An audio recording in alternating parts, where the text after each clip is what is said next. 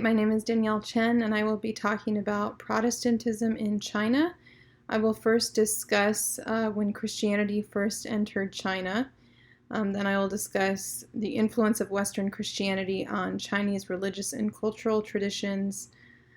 Then the Catholic missions and Protestantism beginnings, the Chinese reaction to Protestantism, the Protestant missions and the cultural clash, and then the ruling class response to Protestantism.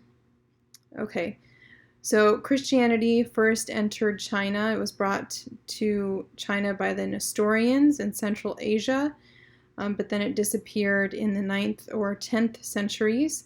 It was brought again in the 13th century by the Nestorians and the Roman Catholics, but became extinct again in the 14th and 15th centuries. And then it was introduced a third time by the Roman Catholics in the 16th century. And the first Protestants landed in China around 1807.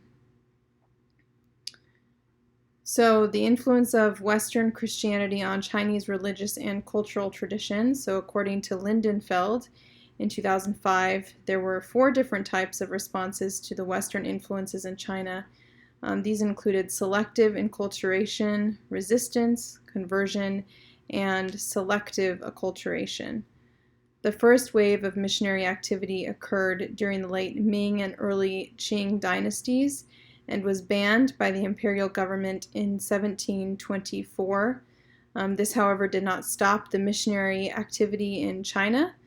Catholics remained in areas outside of the government's purview, and Protestants were considered equally dissident and so were also banned, but traveled to areas such as Canton, Macau, and Malacca where they were allowed. So the ruling class in China felt threatened by the missionaries, and so they banned them, but missionaries weren't so easily swayed and decided to stay in the outer areas of China where they were allowed.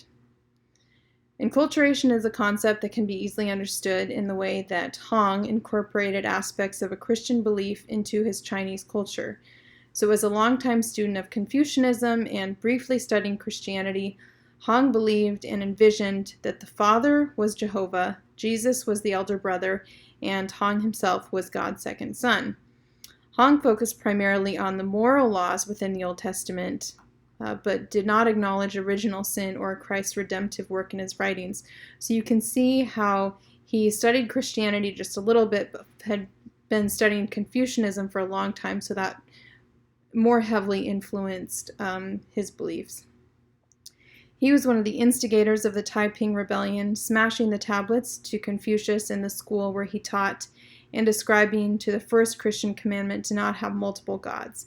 So he followed the first commandment, believed he shouldn't have multiple gods, and so believed he was following only God, even though wasn't concerned with some of the primary doctrines in Christianity, and so smashed the tablets dedicated to Confucius. So with new leaders ascribing to Hong's ideology, he was able to gain followers and strengthen the Taiping Rebellion. The Boxer Rebellion and many other incidents in the late 19th century strongly opposed missionaries, partly due to the negative reputation perpetuated by the Taipings and also the association of missionaries with foreign imperialism. So many people thought that missionaries were associated with heavily influencing the Chinese culture with Western tradition and Western thought. So they felt threatened by this and thought it was all the missionaries' fault. The French helped to lift the ban on Catholic missionaries, which resulted in the Treaty of Tientsin, allowing Catholic and Protestant missionaries to continue their work in China. So some of these historical movements I'll be going forward in time and then backward in history, but I'll try to be explicit with what it means. So Catholic missions, the Catholic missionaries first came to China in the 13th century, along with the Nestorians, as I previously mentioned, only to become extinct in the 14th and 15th centuries. It was then introduced in the 16th century again, with the Protestant missionaries coming soon after that and posing a threat to the Catholic missionaries. They were not permitted to reside in China until 1583, though, and it was only until well after 1600 that they were granted residence in larger numbers. So although they brought Christianity to China, they weren't actually permitted to reside in China, so they were doing it illegally and on the outskirts. Matteo Ricci was the first Jesuit monk to live permanently in Beijing, and his goal was to really get Christianity into Beijing, into the central area in China. He's been praised by Chinese people for his ability to link Eastern and Western cultures, though with no mention of his work as a Christian missionary. So he was a Christian missionary, but Chinese people have been more focused on how he was able to link the cultures, less focused on the religious aspects and more focused on the culture. So Protestantism entered China in the 16th century, leading the Roman Catholic missionaries to feel threatened. They felt threatened because Protestantism, the Protestant Reformation was happening around that time, so they were well aware that it was opposed to Catholicism and felt threatened for this reason. European development led by the Portuguese was taking place at this time too, which helped to grow European Christianity in China. Although only one of several Jesuit missionaries, Matteo Ricci worked to accommodate Christianity to the Chinese culture, which made him popular amongst the people. So there were many other missionaries, but he really worked to integrate the cultures, which made him popular. With the arrival of new missionaries, though, the faith in China continued to grow as well as diversify. So the Christian faith was growing, but the missionaries felt reluctant to hand over responsibilities to the Chinese catechists. They felt very possessive of the faith, and they felt afraid that the young Chinese people would somehow spoil it, not stay true to it. This became essential, though, so they began training these students and even sent some young Chinese men to receive training overseas and become ordained. So they didn't have as many missionaries as they needed, so they had to ordain these young students in Christianity. So the controversies arose between different Catholic orders of missionaries with various perspectives on how the Chinese people and Christian missionaries should integrate policy and culture. There was a strong persecution of Christians from 1784 to 1785, causing many foreign missionaries to have to flee China. 25 foreign priests remained in China, though, and half of these were employed at the court. And this made it easier for them to really bring Christianity into Chinese culture fully, not just on the outskirts. The foreign priests in the Jesuit order and the European priests were either dying out or fleeing. There were plans to train more Chinese clergy. So despite the lack of European priests after 1710, there was a steady rise of converts, which Bay argues was due to the organization and evangelizing abilities of local leaders. So because they were willing to mobilize Chinese Christian leaders, they were gaining more converts rather than less, even when they had to flee China. So I will now discuss the Protestantism beginnings. Protestants entered China in 1807 with the arrival of Robert Morrison, according to Bay, and by 1926 there were about 8,000 Protestant missionaries. According to La Tourette, article written in 1930, there were about 150 different Protestant societies around that time that the article was written, which was quite a while ago, with more variety than amongst the Catholic missionaries. Protestant missionaries have primarily focused on spreading the gospel to the Chinese people, training individuals and groups to be leaders in the church, and helping to build up secondary schools, colleges, and universities. Additionally, they've helped to improve medicine in China, maintain hospitals, and have also founded medical schools. Protestants also have promoted famine relief, the fight against opium, public health programs, and Western athletics. Although many people have associated Christian missions with capitalism and an inundation of Western cultural influences, the Occidental powers of merchants, investors, and have actually caused many of the revolutionary changes due to their desire for free markets. So people have mistakenly thought that the missionaries were in China for capital gain, but they were really there for the benefit of the Chinese people to spread the gospel, and it was merchants and investors who came to China to gain wealth and to gain land and capital, essentially.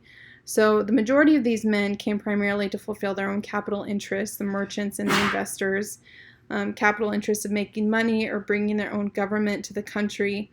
But men such as Sir Robert Hart also served the country. So gained wealth, but also served the Chinese country, cared for the Chinese people. The state of China and many of the most noble people in Chinese society opposed Christianity due to the fear of destroying the old order in China. However, according to La Tourette, during the 20th century, it was quite difficult to halt the disintegration of old China. So it's possible that missions are partly responsible for this, but also true that it would have happened without them. So the disintegration of old China was not just due to missionaries.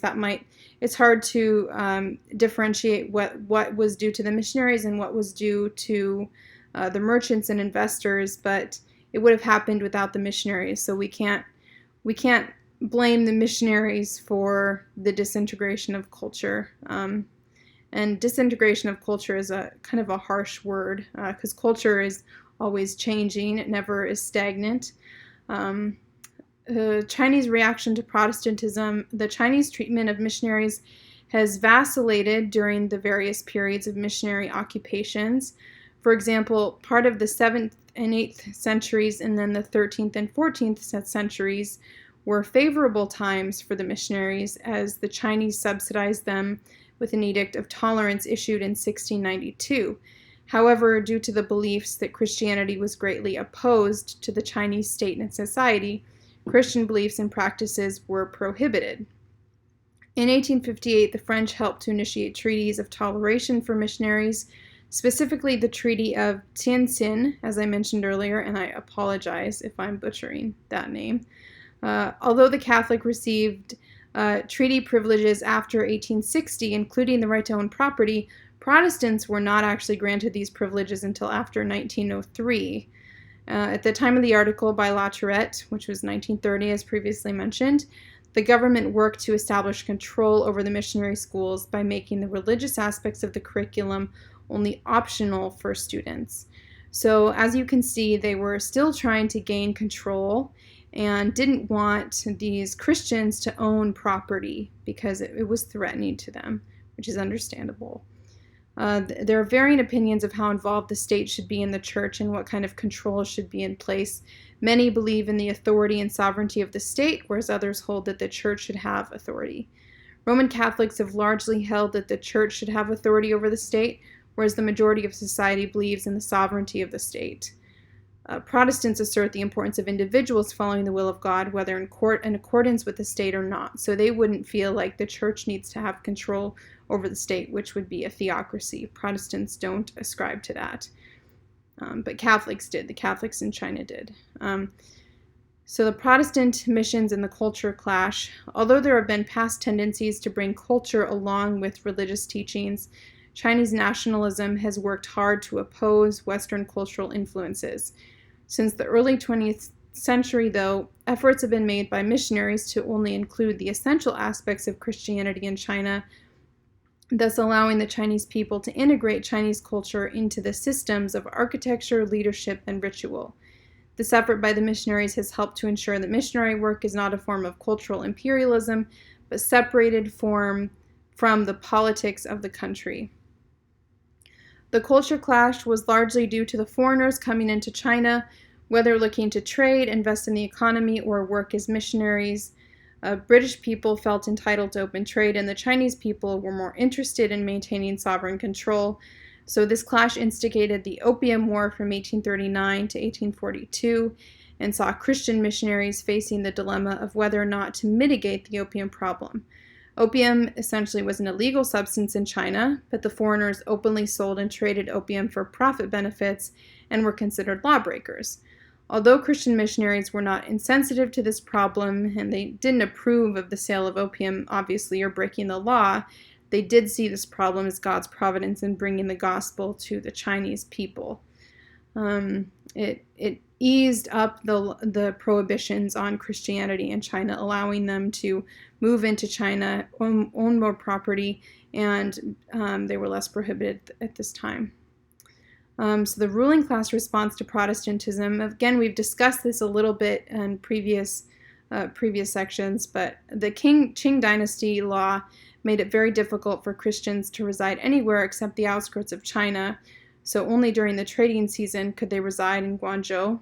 On the off-season, they were forced to a tiny area of Macau on the coast of China. There were very few converts and missionaries around this time, making it very discouraging for the missionaries who were there. The War on Opium from 1839 to 1842 provided the missionaries more opportunities to own property and spread the gospel to the Chinese people.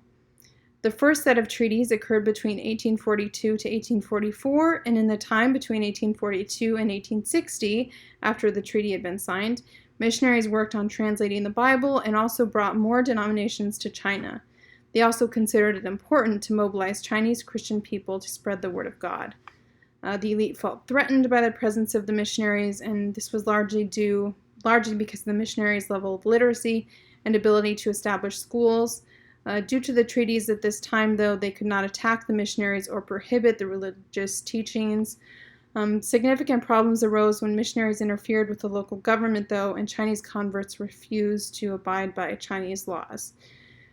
So in this paper, I'll be discussing the things that I've been telling you, basically the emergence of Protestantism into China and some of the issues they faced and how they overcame these, and how the Chinese people became involved with the Protestants and the spreading of the Christian faith in China.